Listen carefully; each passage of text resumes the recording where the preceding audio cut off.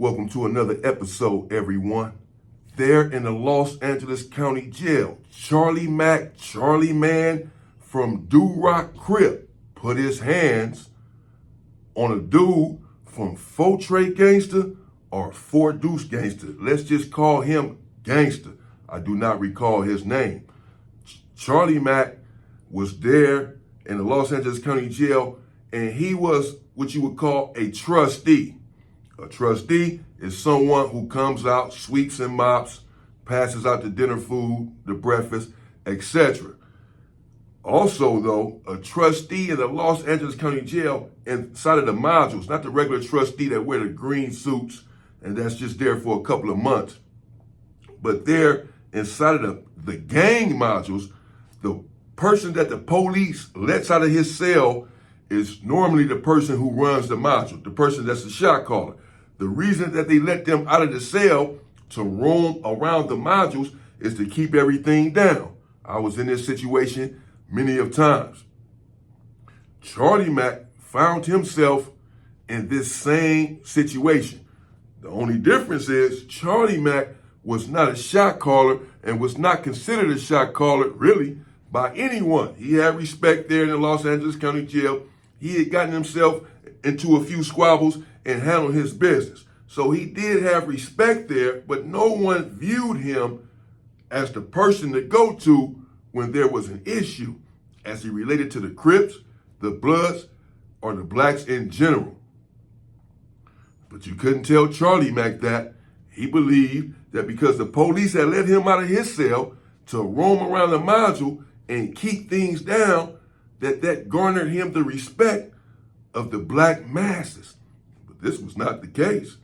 He was just another person on the totem pole, and he was low on the totem pole. He let the police inflate his head and have him believe that he was something other than what he really was as it related to the black community.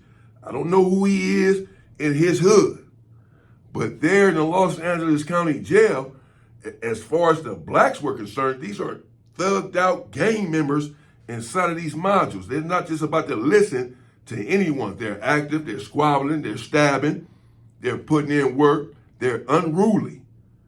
And they're not about to listen to someone who they don't truly respect. Not that they didn't respect Charlie Mack, but again, not to the level that he would be a shot caller.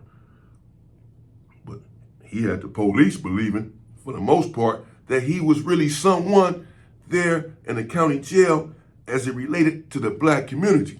So the police got him out there running around. But there are already whispers about Charlie Mack coming out of his cell acting like he's running things.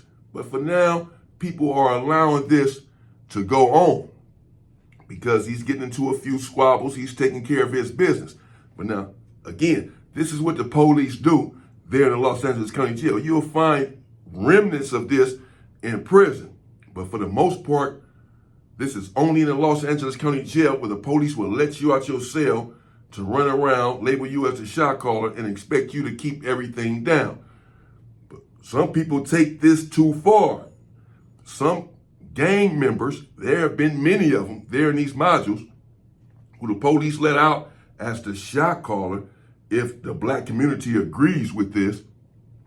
And they support the police so much that they're not supporting their own people, because the police in the Los Angeles County Jail were and are very corrupt.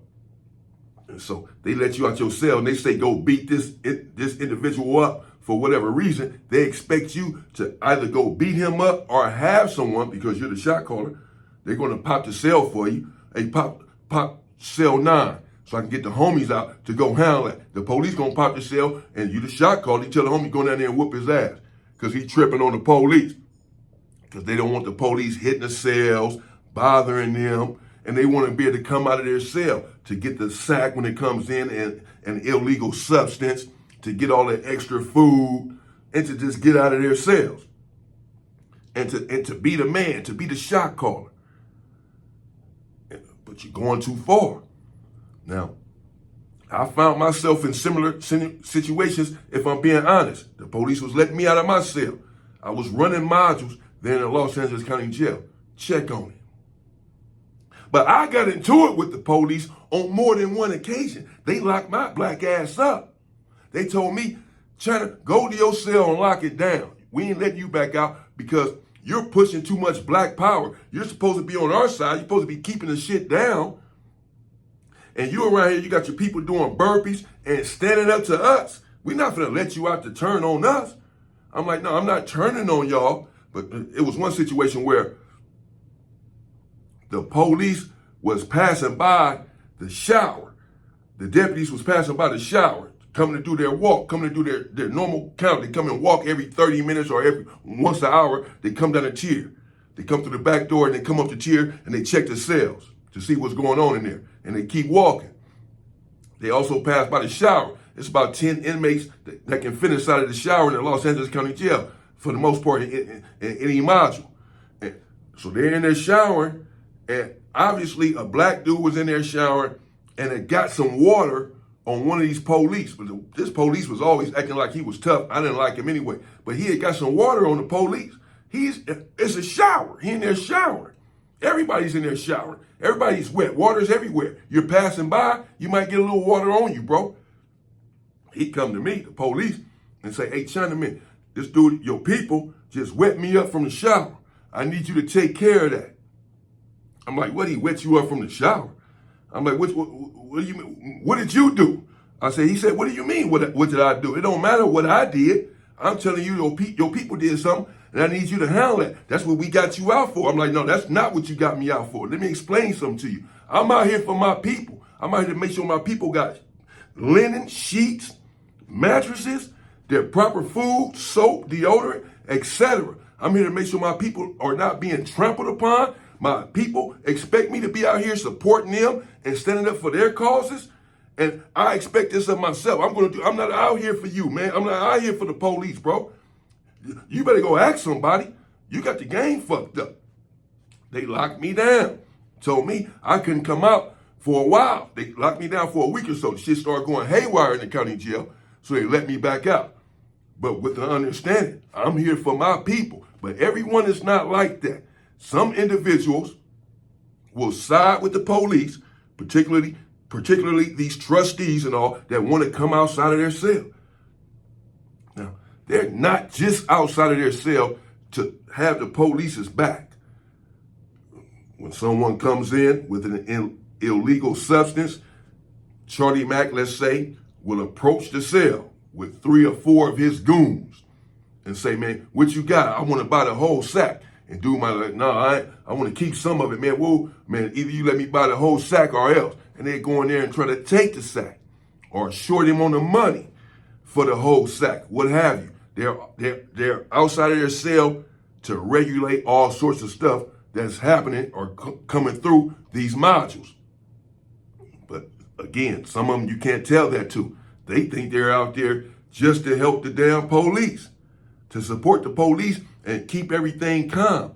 But the individuals that are there are not going to go for this. So one day, the police passes by on a tier, and a dude from Faux Trey, I can't let's just call it, like I said, we're going to call him gangster. I can't remember his name. Short, light-skinned, with short hair like waves or whatever. Had a little size on him. And he stayed to himself for the most part. He didn't bother anyone, the police or anyone else. He wasn't turned up or fake turned up in there. But the police passed by and end up having words with the dude from Gangsta. So he go and tell Charlie Mack, the police, that your people down there disrespected me. I told him to do this, that, and the other, and he got in my face through the bars and said he running his own program. He can do whatever he wanted to do, essentially.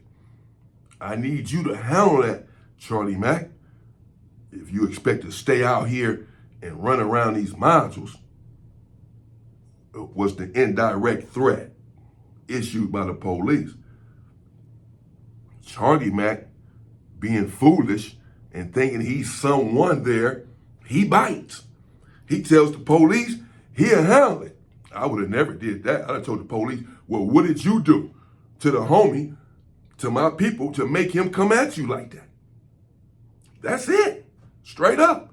But ask anybody, bro. I'm not just talking. This is how I was up in there. No one would ever say I was a police's boy, ever. I was against them. But not everyone, again, is cut from that same cloth. Charlie Mack is one because the police asked him to go handle that. And next thing you know, Charlie Mack goes down a tier and hollers at the homie from Gangsta and told him, man, what's up, bro? You getting into it with the police? And the homie from Gangsta told me, yeah, the police disrespected me, bro. He coming down a tier and said whatever he said, challenging me. I ain't never said nothing to this dude. I don't get into it with the police. I don't get into it with nobody. But since the dude was a little bit smaller, and Charlie Mack, he used to be a boxer or something, he was in there squabbling, bro. He had a little size. Some other stuff ended up coming out about Charlie Mack later on. But anyhow, Charlie Mack figures he has an easy win against Gangsta. And he takes a couple of his goons in the cell with him, does Charlie Mack, and puts his hands on the dude from Faux Trey or Faux Deuce. They basically beat him up. Gangsta was fighting back. He wasn't going for it. He was squabbling up. But they're doing this under Charlie Mack's command, and Charlie Mack, meanwhile, is being commanded by the police to carry this out. So they're really all following the police's order. But this is the sort of stuff that has been going down in the Los Angeles County Jail for some time. People have been getting away with it. Not always, but some have. Charlie Mack thinks that he's about to be one of them. And for a couple of days, he did get away with it. But eventually, you heard murmurs. The blacks were beginning to say, Charlie Mack is doing too much. You didn't went in here and put your hands on the homie, and we heard the exchange between him and the police there on the tier. The police was the one in the wrong, bro. And the homie don't bother anyone. And you coming around here putting your hands on him with 3 or 4 other dudes, you know what, man? You asking for trouble. You're in trouble. Charlie Mack began to try to explain himself and say that he wasn't taking up for the police, that he went down there and hollered at the dude from Gangsta, and the dude from Gangsta disrespected him as well when he went down there, with civility, trying to holler at him. But the die was already set. People were already sick of Charlie Mack's antics and believed that he was working with the feds, that he was taking the police side too much over his own brethren, his own people, his own Crips, his own gang-banging factions. And that something now had to be done. And so the Crips decided that they was going to take Charlie Mack down, beat him into submission for putting his hands on a dude from Gangsta and for siding with the police. And that's what they did. Charlie Mack was inside of his cell. And they set it up because the police wasn't just about to hit Charlie Mack's cell if they knew that he was about to get a beat down. This is their boy. They would hit someone's cell for Charlie Mack, but they're not about to set him up like that. So the dudes had to come up with a strategy to get to Charlie Mack where they can really get to him and have some time to do some damage. However they strategized, they got to his cell, got the door open, 4 to 5 individuals, 4 to 5 Crips, and beat the living shit out of Charlie Mack. They stumped him out, opened up his eye. It was an ugly scene in there, an ugly crime scene. Retribution had been exacted against Charlie Mack. People were fed up. And Charlie Mack was trying to fight back, to his credit, at first.